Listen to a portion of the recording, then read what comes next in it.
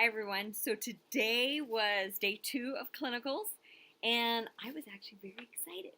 I'm learning lots more. I'm actually getting to do a little bit more hands-on and getting the concept of how to become a nurse practitioner. That is, I need a SOAP note. I need to organize how I'm going to present my information to my preceptor. SOAP note is how every practitioner, whether you're a physician, PA, nurse practitioner, presents information in an organized manner so anybody who reads the chart will be able to find that information easily. So the SOAP, S in the SOAP stands for subjective information, O, objective, A, assessment, and P is your plan.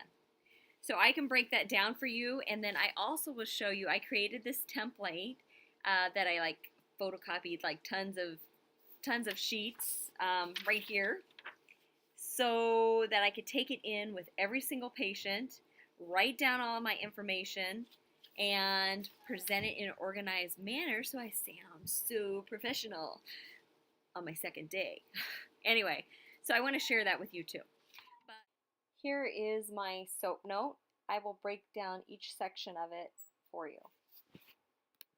First section is the S, the subjective. As you can see, I have 2 blanks up there for the patient's initials. The next blank is for their age, and then you can go ahead and circle what their nationality is. Circle if they were male or female. And then why did they present to the clinic is that next blank. Symptoms, when did the symptoms start? You can write it up there. Then that next little section with the word location is just questions that help me to remember what to ask. Like when they present with the symptoms, I want to know where's the location of this, especially if it's pain. The quality of the symptom, is it sharp, dull, burning, etc. Severity, rate it 1 to 10. And does it wake them from sleep? That's extremely important, especially if you're trying to figure out if it's bone pain. A lot of times cancer in the bone will wake you, osteomyelitis will wake you from your sleep. Duration, is it persistent, etc. The timing, is it chronic, is it new, that kind of thing. Next thing is what relieves it. Is there certain, does ice relieve it? Does lack of movement, certain medications, what worsens it? So that section is just to help you remember what to ask. Then this next little section also is just a cue to help you to remember to ask certain questions if it's pertinent to whatever their symptom or whatever they presented in the clinic for. So past medical history, were they hospitalized for anything? Did they present from the ER to the clinic? That type of thing. Medications, you want to make sure to ask what are they currently taking, and that includes supplementations and herbs. Want to get the information of exactly the dosage of what they're taking, how often are they taking. You'd be surprised how many patients will take more than the prescribed dosage. Then family history and anyone else sick. Family history is really good, especially if they're coming in for a physical or they're presenting new to the clinic.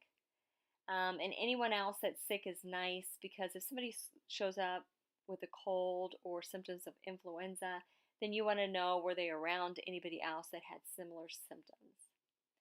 Allergies, good to know, helps you to figure out what to prescribe if you know what they're already allergic to. For women, the menstruation, pregnancy is important. Immunizations, again, if they're new to the clinic, then getting it, all their immunizations, or just finding out, trying to rule something out to see if they haven't gotten immunized. And the last section here is their social history. Tobacco use, alcohol, drugs, sexual activity, exercise, diet, and sleep. And then I left some blanks so that you can make additional notes. Okay, the next section is objective, and that's the O. Again, this is the section that is measurable. This is where you're doing your physical exam as well. So I always start by talking about the vitals. And here you can see I left blank so that you can write them in. And also in parentheses is the word stable. So typically my preceptor has said, if the vital signs are normal, then you just want to circle stable. All you have to say is vital signs are stable unless they're abnormal or pertinent to why they presented.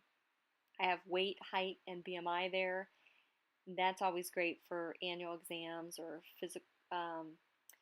physical exams, that type of thing.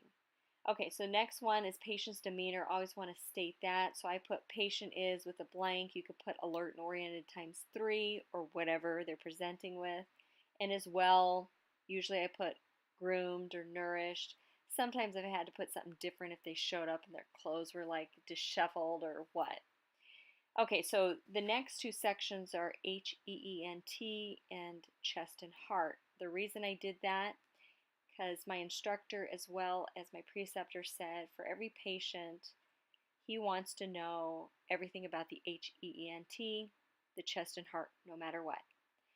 And then if they're presenting for other things, you can go into abdomen or whatever else, but those are the must on everybody. So, as you can see, HEENT stands for head, ears, eyes, nose, and throat. Everything I put in here is the normal findings. The next page you'll see I have all the abnormal findings so you could quickly find those or circle those to help you with the verbiage. But I'm not going to go through every single one of these. You can read these. I mean, for example, head is normal cephalic, no deformities, and midline. Now if you skip down to the nose, here I left some things, no, I'm sorry, go down to the throat. Here I left where you can circle a few things. So posterior pharyngeal walls moist, glistening. You can circle either non-reddened or reddened, depending on what you visualized, with or without exudate. And then tonsils, you can circle 1+ all the way to 4+. 1+ meaning they're behind the posterior pharyngeal wall, if you will, and 4 is if the tonsils are actually touching. So typically we're going to see a 1+ unless they're inflamed. Okay, so then let's see, chest, heart. So again, these are the normal findings, that the lungs are clear bilaterally, no adventitious breath sounds. Okay, so skin is the next thing. I just put pink and warm to touch and no edema. Now, then I left a blank there for skin, other body parts. So if you're assessing their abdomen, then you can write those down. If you're doing a range of motion on their knee or ankle, whatever else you can put in. And then pertinent tests or lab tests. And we'll go on to the next.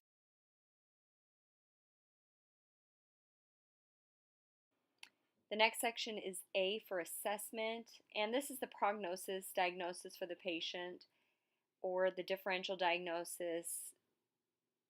In most cases here, I just put a bunch of different things of what I possibly could think it is, unless I have a definite, because we got a strep test back that says it's positive. And then the next section is P for the plan.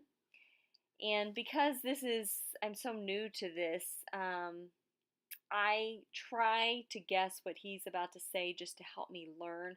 But in this instance, I'm still learning this. But the plan usually includes what medications will be prescribed, the treatments that will help this patient. Example, like, cool mist vaporizer. Any diagnostic tests we're going to be running, like CBC, TSH, PSA, etc. Procedures performed, were stitches removed, education, what did we say to the patient, referrals, or follow-up. And typically, I'm noticing with my preceptor, he always has something to say about follow-up. So, patient was advised to follow up in, 3 months, and then if symptoms persist or worsen, to call the clinic or make an appointment. And he always, at least my preceptor, always says questions were answered to patient satisfaction. So hopefully this will be helpful to you, and you'll be able to present to your preceptor in an organized manner by just kind of reading right off this page. And the last section here, I just photocopied this onto the back of my template. These are the list of abnormal findings in each of the systems. So it helps me with verbiage because sometimes I don't know the correct verbiage and I want to sound like I do. So I kind of refer to this page here. And I have again this posted in the About section underneath this video so that you could actually go to my blog and see this form. But again, just kind of read through this form. I know this isn't the best picture, but again, if you go to that link, you'll be able to read through this. Again, I hope this was helpful, and if you have any other suggestions that could be added or make a template better, please go ahead and write it below. Thanks for watching.